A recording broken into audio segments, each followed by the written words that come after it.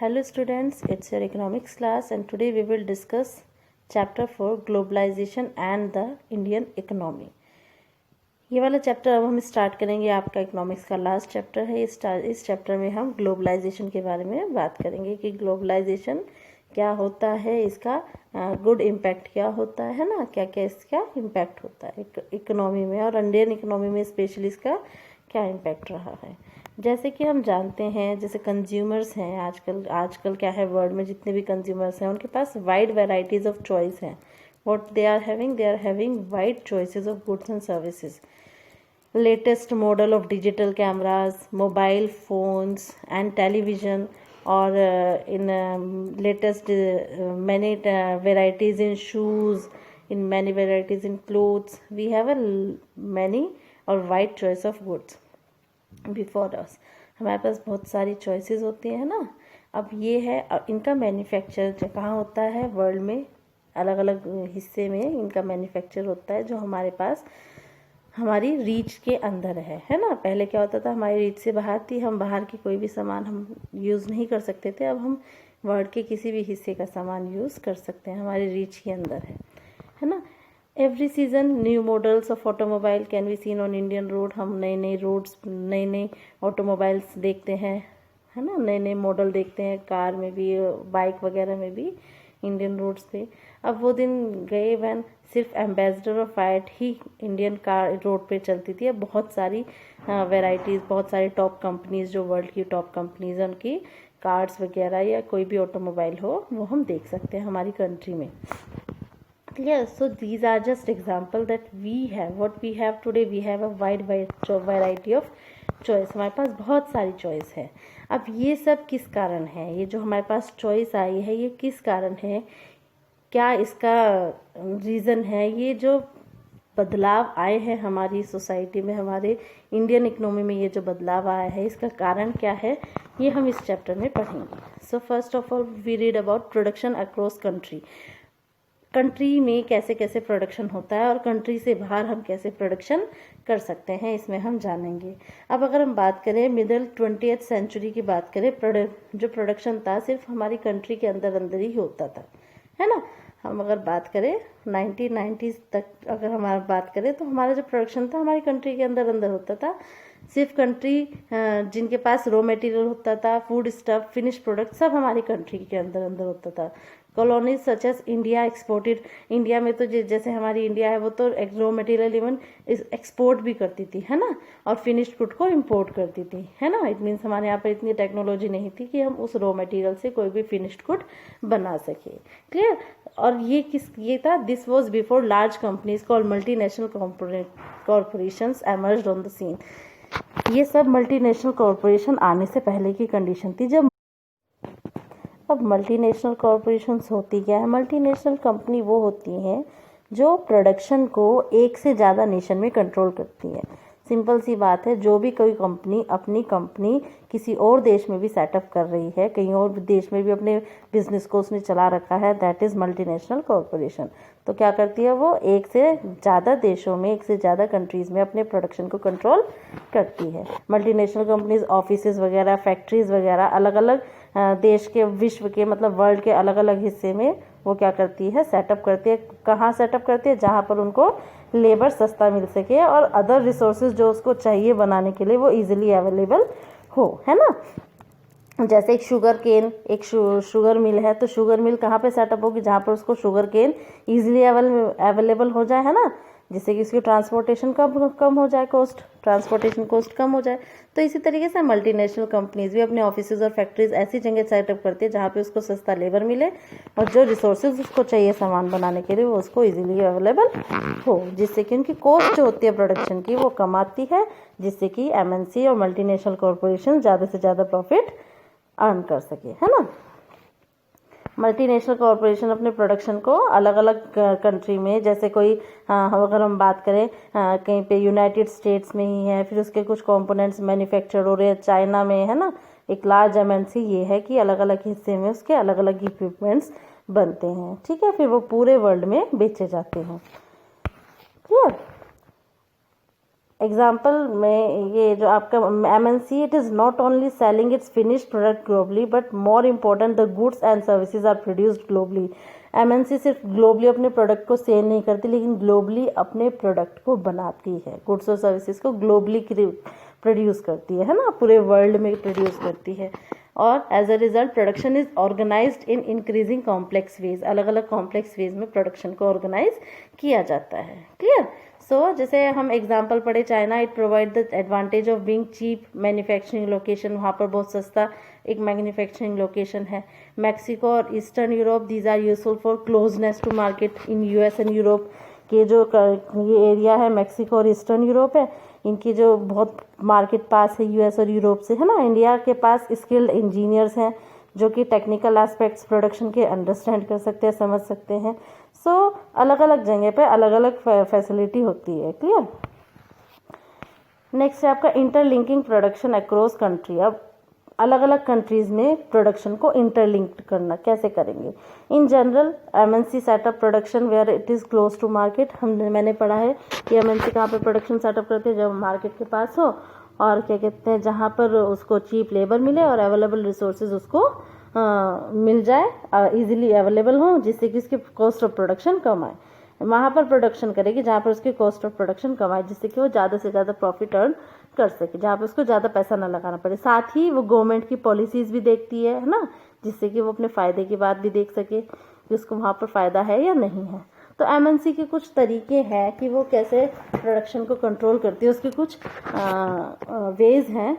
तो उसके कुछ वेज ऐसे हैं कि या तो MNC क्या करे, MNC setup factories and offices for production. MNC for offices और प्रोडक्शन फैक्ट्री सेटअप करे, जिसमें कि वो मनी स्पेंड करेगी खरीदने के लिए, क्या लैंड खरीदेगी, बिल्डिंग खरीदेगी, मशीन्स खरीदेगी और अदर इक्विपमेंट, जिसको बोलेंगे इन्वेस्टमेंट, है ना। अगर मान लो कोई भी क्या खरीदते हैं, कोई लैंड खरीदते हैं, बिल्डिंग खरीदते हैं, मशीन्स और कोई भी इक्विपमेंट जिससे कि प्रोडक्शन किया जा सके, उसको क्या बोलेंगे, इन्वेस्टमेंट। तो MNC को खरीदना पड़ेगा। अगर किसी कंपनी में वो अपने फैक्ट्री या ऑफिस सेटअप करना चाहती है तो उसको ये सब खरीदना पड़ेगा। तो वो क्या कर रही है, हमारे यहाँ पर इन्वेस्टमेंट कर रही है। और अगर कोई भी MNC इन्वेस्टमेंट करती है तो उसको इन्वेस्टमेंट को क्या बोलते हैं, foreign investment. Investment made by MNC is called foreign investment. कोई भी इन्वेस्टमेंट किस होप से की जाती है, किस आशा से की जाती है कि इसको रिटर्न में प्रॉफिट मिलेगा, है ना। एट द टाइम MNC, एक तो ये हो गया कि MNC ने अपना ऑफिस फैक्ट्री खुद सेटअप की, खुद इन्वेस्टमेंट किया, है ना। और एक काम क्या कर सकती है MNC किसी भी लोकल कंपनी के साथ मिल करके जॉइंट प्रोडक्शन भी कर सकती है ना। इससे किसको फायदा होगा, इससे होगा तो दोनों को फायदा, लेकिन लोकल कंपनीज को भी बहुत फायदा हो जाएगा। लोकल कंपनीज को क्या फायदा होगा, लोकल कंपनीज को दो फायदे होंगे। एक तो उसको इन्वेस्टमेंट के लिए पैसा मिल जाएगा जो कि MNC उसको प्रोवाइड करेगी मनी, और साथ ही उसको नई टेक्नोलॉजी के बारे में भी पता चलेगा, जो कि MNC जो है वो नई टेक्नोलॉजी और लेटेस्ट टेक्नोलॉजी प्रोडक्शन के लिए उसको बता सकती है। लेकिन मोस्ट कॉमन जो तरीका है MNC का इन्वेस्टमेंट का, ये क्या करती है कि लोकल कंपनीज को खरीद लेती है पूरा का पूरा। जैसे एग्जाम्पल की अगर हम बात करें, और इससे वो क्या करती है, MNC के पास वेल्थ तो बहुत ज़्यादा होती है, बहुत ज़्यादा धनी होती है, बहुत ज़्यादा उनके पास वेल्दी होती है बहुत। तो वो क्या करती है, लोकल कंपनीज को खरीद लेती हैं और अपने प्रोडक्शन को कंट्रोल करती हैं, बढ़ाती हैं। जैसे फॉर एग्जांपल कारगिल फूड्स था यहाँ पर, ठीक है, कारगिल फूड्स है, अमेरिकन MNC है, उसने क्या किया, यहाँ का परक फूड्स था उसको खरीद लिया। उस परक फूड की 4 फैक्ट्री ऑयल रिफाइनरी की भी थी, है ना। तो जितना भी उसका प्रोडक्शन था, जिस उसमें था प्रोडक्शन, वो सब उसने खरीद लिया, है ना। तो ये क्या किया, उसने लोकल कंपनी को खरीद लिया। अब जो भी फायदा होगा वो किसके पास जाएगा, वो जाएगा किसके पास, कारगिल फूड्स के पास, है ना। इस तरीके से जो MNC है वो अपने बेसिक जो तरीका है वो यही है कि वो लोकल कंपनी को खरीद लेती है। क्लियर? अब क्योंकि जो MNCs होती है बेटा बहुत वेल्थी होती है, उनके पास इतनी वेल्थ होती है, उनके पास इतनी मनी होती है कि अगर एक डेवलपिंग कंट्री की गवर्नमेंट के बजट से भी कंपेयर करें ना, तो उससे भी बहुत ज़्यादा उसके पास मनी होती है। तो उनके पास बहुत ही पावर भी होती है ना उनके पास। तो और दूसरा क्या कारण है MNC कैसे प्रोडक्शन कंट्रोल करती है कि बड़ी बड़ी MNC जो डेवलप्ड कंट्री में है वो क्या करती है, छोटे छोटे प्रोड्यूसर्स को, जो छोटे छोटे प्रोड्यूसर्स हैं उनको क्या देती है, उनको ऑर्डर दे देती है। सामान बनाने का ऑर्डर दे देती है। जब सामान बन जाता है वो उनसे वो सामान लेकर उनको पेमेंट कर देती है उस ऑर्डर के अकॉर्डिंग। फिर उसको उस सामान पर अपनी ब्रांड का नेम लगा करके वो उसको सेल में डाल देती है।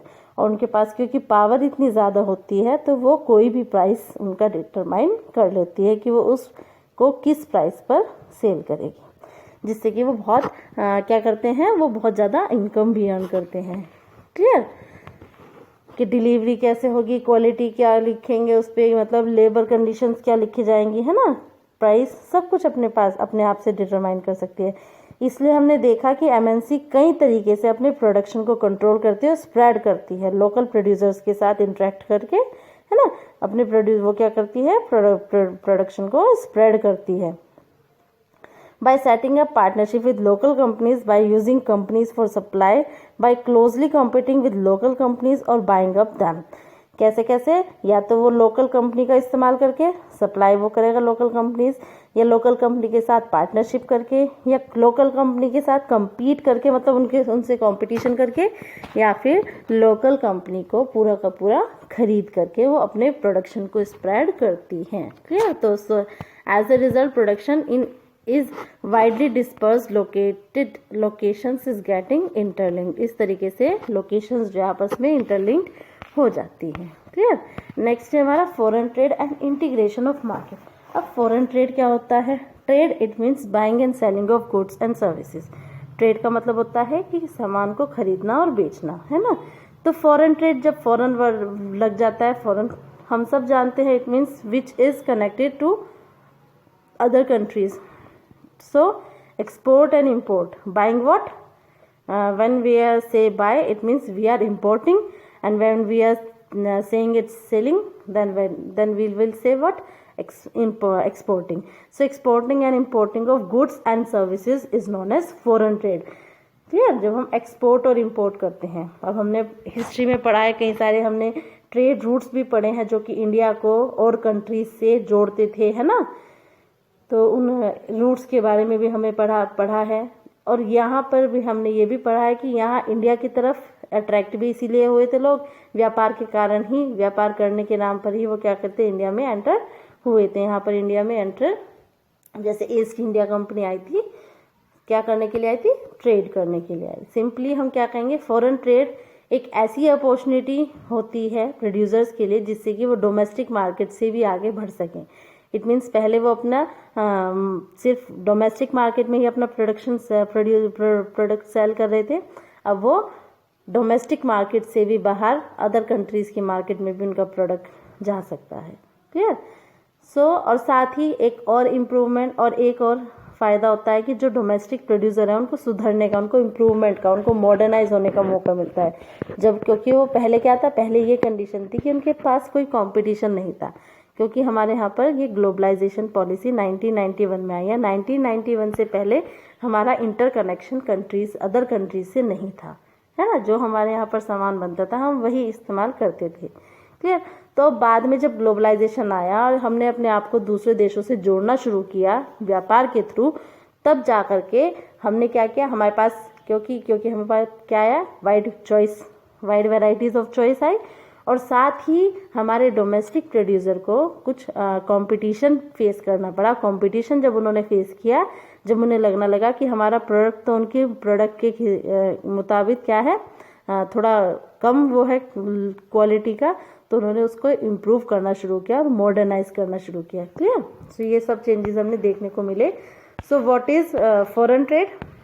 जैसे एग्जांपल हम चाइनीज टॉय की बात कर ले, इंडिया में इतने तो इंडियन टॉयज जो होते हैं, जो वुड के बने होते हैं या मिट्टी के बने होते हैं, इतने वो भी नहीं खरीदे जाते जितने कि चाइनीज टॉयज खरीदे जाते थे, है ना। अब तो कंडीशन अलग ही है, चाइना के सामान हम अभी अवॉइड ही करते हैं ना, बैन है।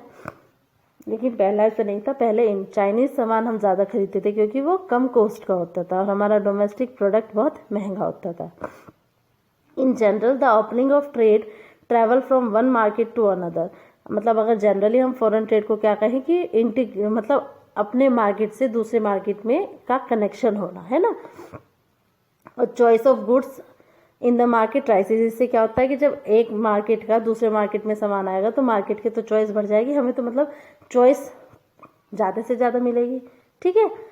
प्राइसेस भी सिमिलर ही है दो मार्केट में, लेकिन हमारे पास चॉइस बहुत सारी हो जाएगी। तो producer in two countries now closely compete against each other, मतलब कि ये फॉरेन ट्रेड में ऐसा होता है कि कॉम्पिटिटर्स जो बैठे हैं, जो प्रोड्यूसर बैठे हैं, जो बहुत दूरी पे बैठे हैं, माइल्स डिस्टेंस पे बैठे हैं, लेकिन वो दूर रहकर भी आपस में कॉम्पीट कर सकते हैं, कंपटीशन कर सकते हैं। So therefore foreign trade does result in connecting the market.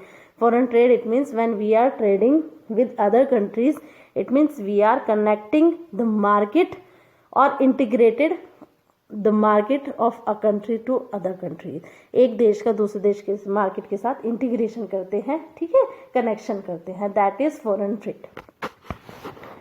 Next है आपका व्हाट इज ग्लोबलाइजेशन।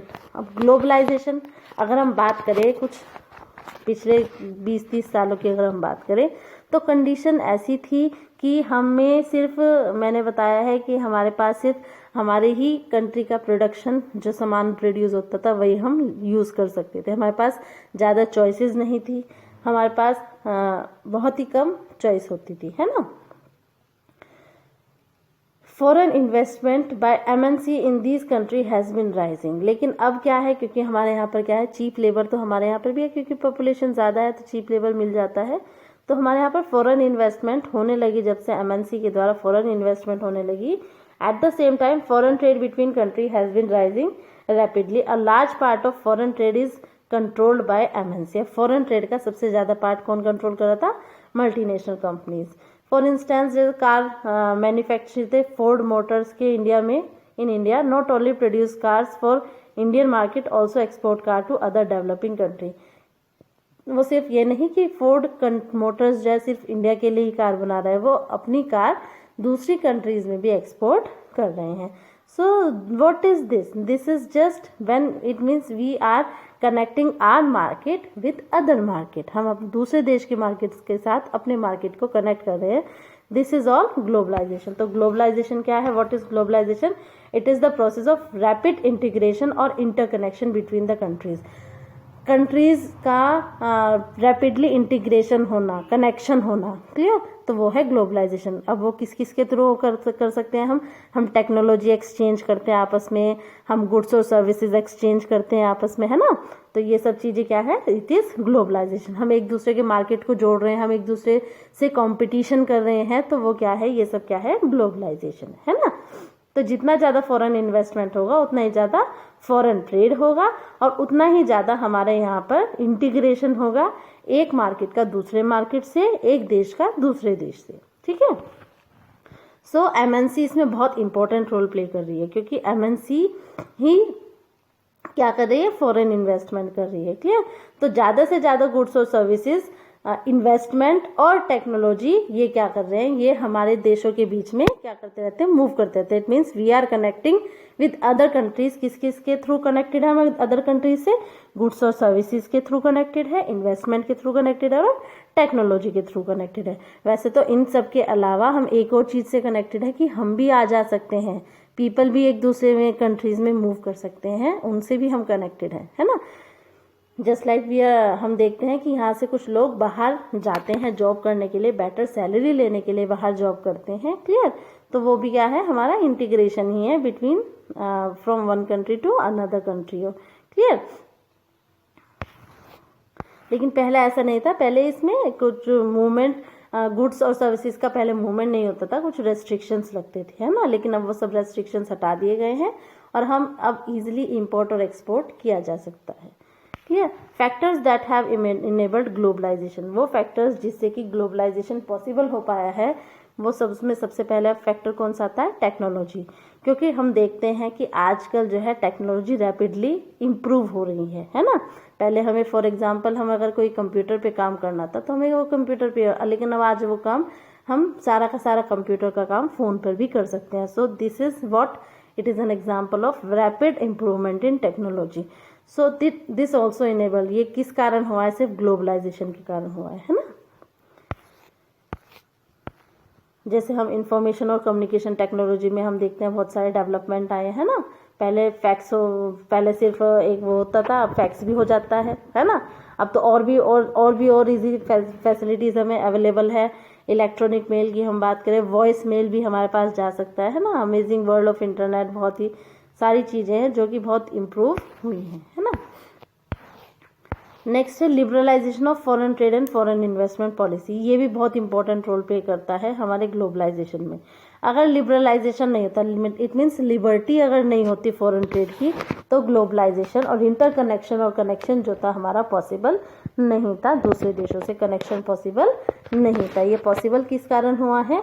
सिर्फ हमारी ये जो लिबरलाइजेशन की पॉलिसी लाई थी, फॉरेन ट्रेड में लिबरलाइजेशन होना चाहिए, फॉरेन ट्रेड में पूरी फ्रीडम होनी चाहिए, लिबर्टी होनी चाहिए, ठीक है। फॉरेन इन्वेस्टमेंट की एक पॉलिसी होनी चाहिए जिसमें कि बाहर की एमएनसी जो है हमारे देश में इन्वेस्टमेंट करने के लिए फ्री है, उनके पास पूरी आज़ादी है कि वो हमारे यहाँ पर इन्वेस्टमेंट कर सकती है। तो इससे भी क्या होता है, इससे भी हमारा क्या होता है, इजीली हमारे यहाँ पर ग्लोबलाइजेशन होता है, हमारे यहाँ पर कनेक्शन होता है हमारे देश का दूसरे देशों से, ठीक है। जैसे अगर मान लो हम एग्जाम्पल बात करें, import of Chinese toys in India, suppose Indian government plus puts a tax on import of toys, what would happen? अगर मान लो जैसे चाइनीज टॉयज आते हैं इंडिया में, आते थे इंडिया में, अगर गवर्नमेंट उन पर टैक्स लगा दे तो क्या होगा?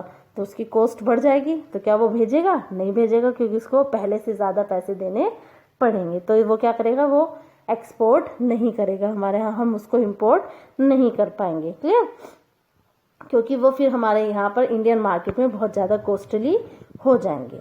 सो जो टैक्स होता था इम्पोर्ट, उसको बोलते हैं, अगर जो टैक्स लगता है import, it is an example of trade barrier. Trade barrier मतलब व्यापार में रुकावट का ही काम करता था टैक्स, ठीक है। तो पहले यही लगा देते थे रेस्ट्रिक्शंस। बैरियर मतलब, बैरियर के क्या कारण होता है, इसको बैरियर क्यों कहेंगे? क्योंकि एक रेस्ट्रिक्शन था कि हाँ, ये एक तरीके से रेस्ट्रिक्शन लगा दिया है कि आप कोई भी ऐसा इम्पोर्ट नहीं कर सकते।